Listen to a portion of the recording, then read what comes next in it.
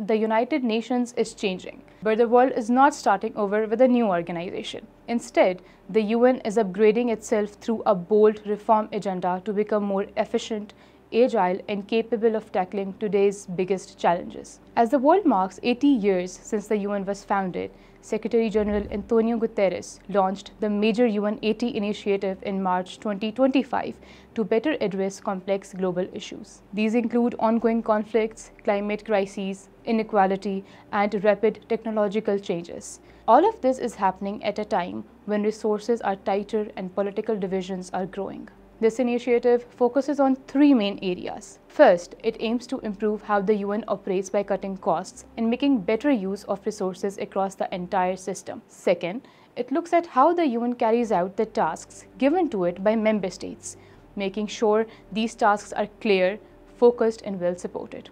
And third, it explores changes to the structure of programs to reduce overlap and make the whole UN system more coordinated. Since the launch, a task force led by the Under-Secretary-General has been working on these reforms.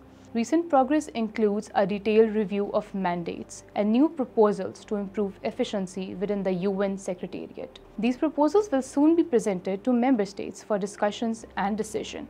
Ultimately, the UN80 initiative aims to strengthen the UN's ability to serve people everywhere, ensuring public funds are used transparently and effectively to deliver peace, development, and humanitarian aid. It is about making the United Nations fit for the future, more responsive, resilient, and capable of addressing global challenges in a fast-changing world.